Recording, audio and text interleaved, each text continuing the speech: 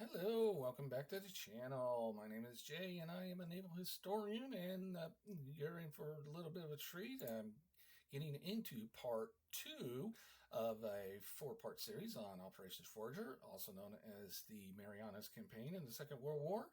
Last week I covered pretty much the planning and the logistics that were involved, as well as some what had become the standard Marine Corps tactics at that time. Again, just like I said last week, some great material that I based my research on and I highly recommend. Of course, Volume 8 of Morrison's U.S. Naval Operations in World War II series. The Conquering Tide by Ian Toll, which covers operations from Guadalcanal all the way up through the Marianas.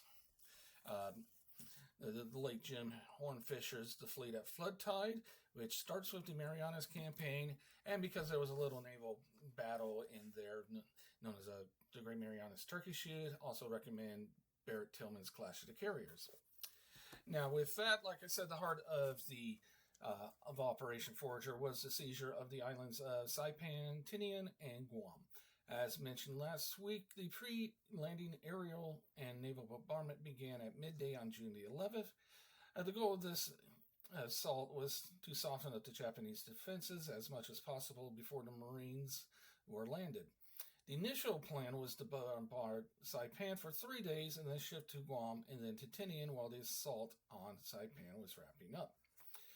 The Marines of the 2nd and 4th Divisions began their landings on the morning of June 15th, 1944.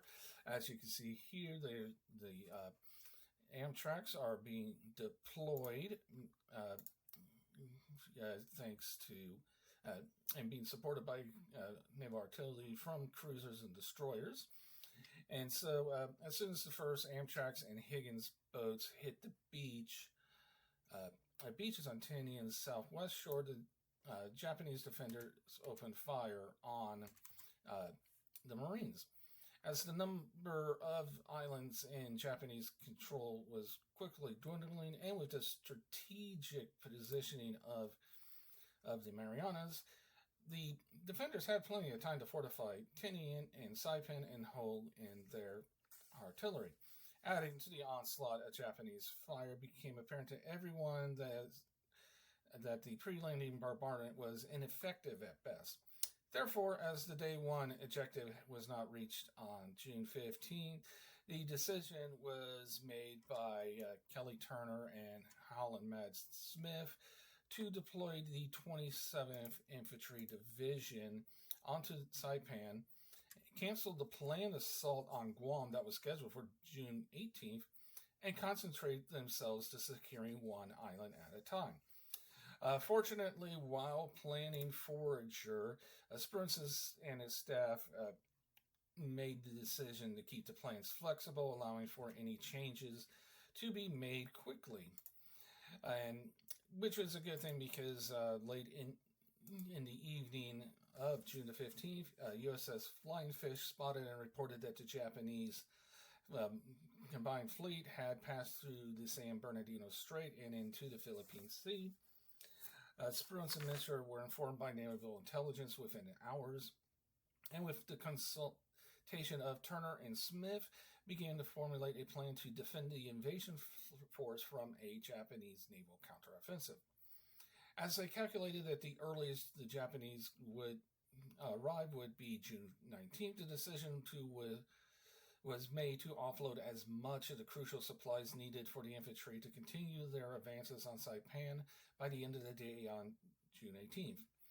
And the priority in this situation was on offloading ammunition, fuel, food, and medical supplies.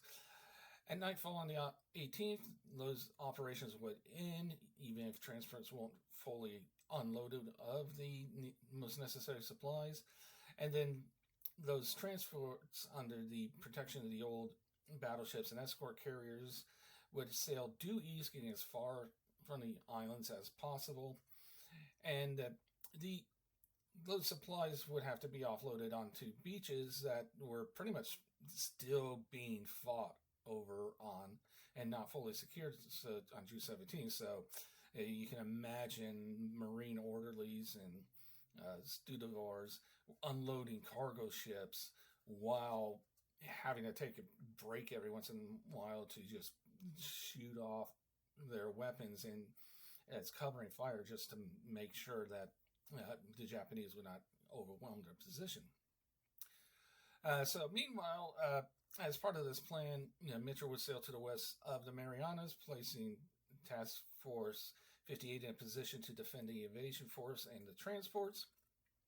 And the task force was arranged with the 4 carrier task groups in a rough line going from northwest to southeast, and the newer fast battleships, which would include your North Carolinas, your South Dakotas, and the couple of Iowas that were already in commission and available.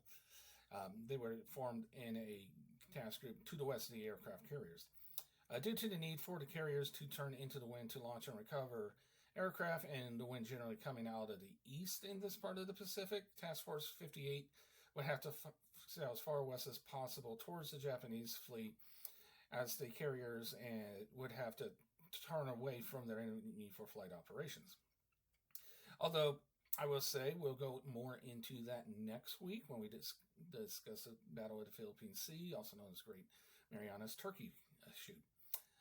Through all this naval maneuvering, the Marines and soldiers were continuing their advance into the heart of Saipan. The Marines were placed on the left and right flanks, and the 27th Infantry Division was deployed in the center. Now, this quickly became an issue.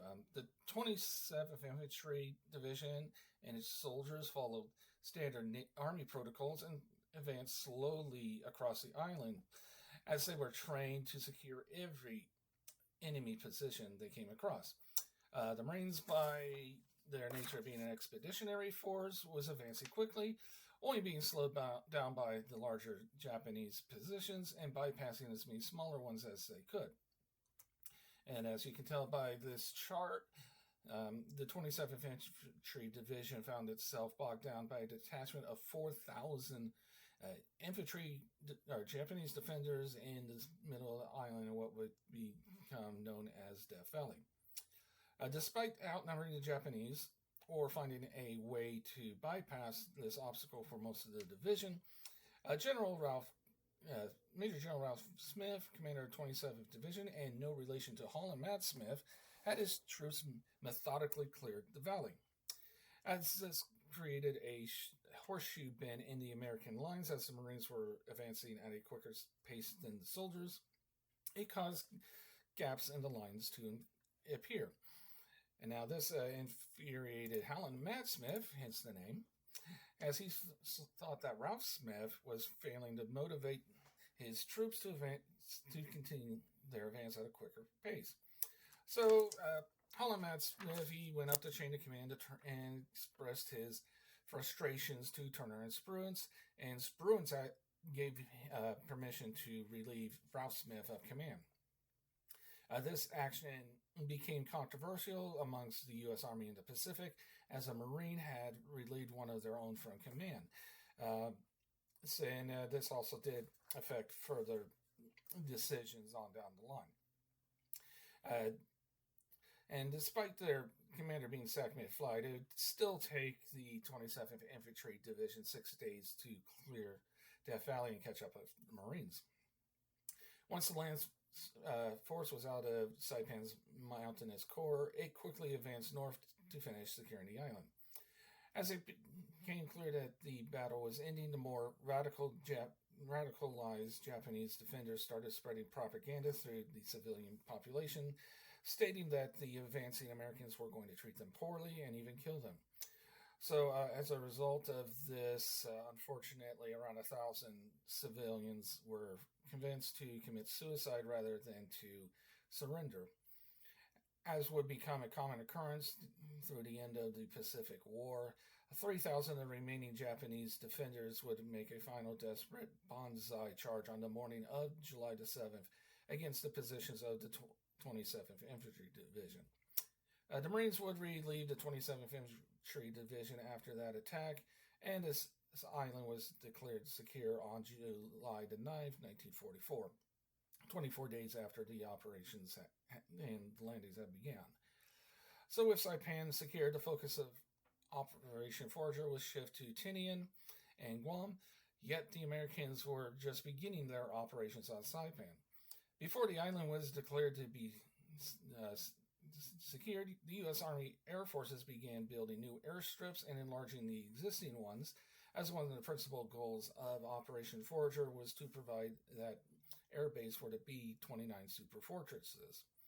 Now, fortunately, this would not have been able to become a success had it not been for the American naval victory at the Battle of the Philippine Sea, in which we will be discussing next week.